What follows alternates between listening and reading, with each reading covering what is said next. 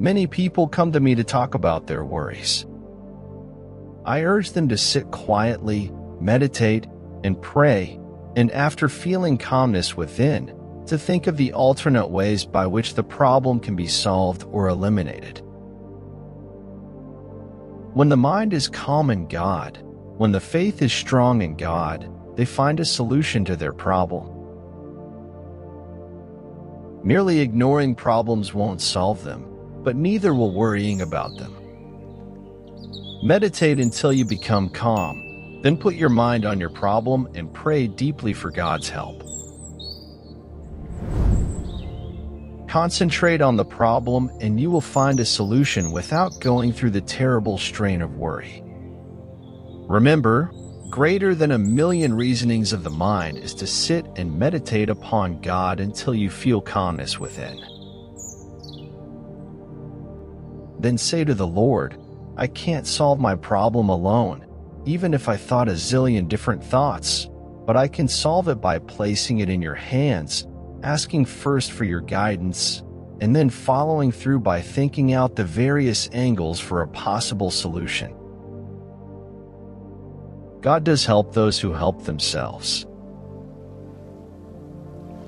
Practical Antidotes for Fear and Worry by Paramahansa Yogananda. When your mind is calm and filled with faith after praying to God in meditation, you are able to see various answers to your problems. And because your mind is calm, you are capable of picking out the best solution. Follow that solution, and you will meet with success. This is applying the science of religion in your daily life. Fear develops a malignant magnetism by which it draws to itself the objects feared, just as a magnet draws a piece of iron, and thus increases our miseries.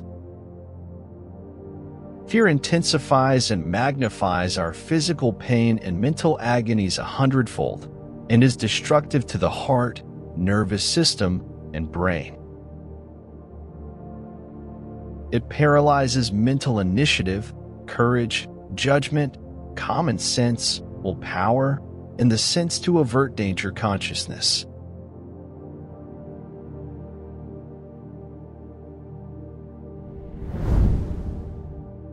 Fear contaminates strong imagination and feeling, and through them may so influence the subconscious mind as to completely vanquish the willing efforts of the conscious mind. Fear throws a veil on intuition, shrouding the almighty power of your natural confidence that springs intuitively from the all-conquering soul. When you are threatened with the possibility of injury, do not throttle your all-producing inner machine of consciousness with mental fear. Rather, use your fear as a stimulus to manipulate your inner machine of consciousness to produce some mental device that will instantaneously remove the cause of fear.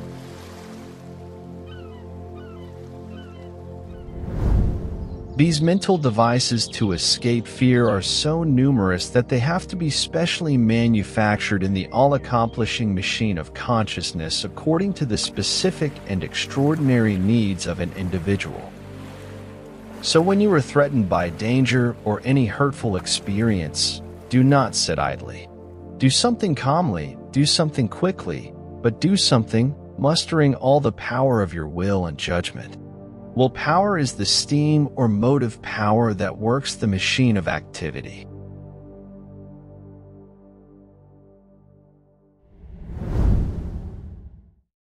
Uproot fear from within by concentration on courage. Fear of failure or sickness is cultivated by turning over such thoughts in the conscious mind until they become rooted in the subconscious and finally in the superconscious. Then the superconsciously and subconsciously rooted fear begins to germinate and fill the conscious mind with fear plants that are not so easy to destroy as the original thought would have been, and these eventually bear their poisonous, death-dealing fruits. If you are unable to dislodge by conscious will a haunting fear of ill health or of failure, keep on diverting your attention by reading interesting books that absorb your attention, or even indulge in harmless amusements. Then the mind will forget to haunt itself with fear. Next, make your mind take up the shovels of different mental devices and dig out from the soil of your daily life the root causes of failure and ill health. Uproot them from within by forceful concentration upon courage and by shifting your consciousness to the absolute peace of God within.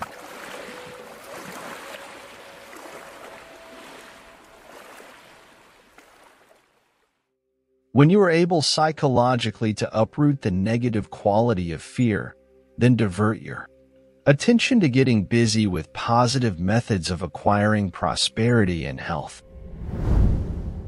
Fear cannot enter a quiet heart.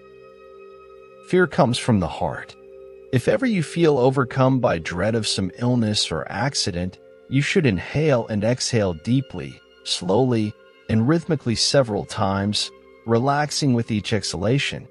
This helps the circulation to become normal. If your heart is truly quiet, you cannot feel fear at all. Anxieties are awakened in the heart through the consciousness of pain. Hence, fear is dependent on some prior experience. Perhaps you once fell and broke your leg, and so you learn to dread a repetition of that experience. When you dwell on such an apprehension, your will is paralyzed, and your nerves also, and you may indeed fall again and break your leg. Furthermore, when your heart becomes paralyzed by fear, your vitality is low and disease germs get a chance to invade your body.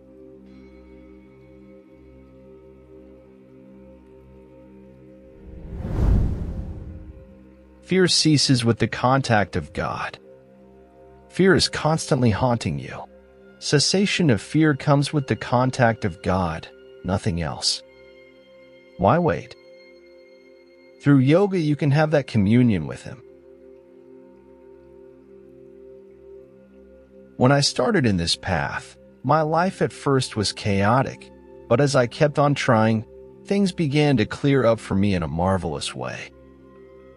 Everything that happened showed me that God is and that He can be known in this life. When you find God, what assurance and fearlessness you will have. Then nothing else matters at all. Nothing can ever make you afraid. Thus did Krishna exhort Arjuna to face fearlessly the battle of life and become spiritually victorious. Surrender not to unmanliness. It is unbecoming to thee. O scorcher of foes, forsake this small weak-heartedness. Arise,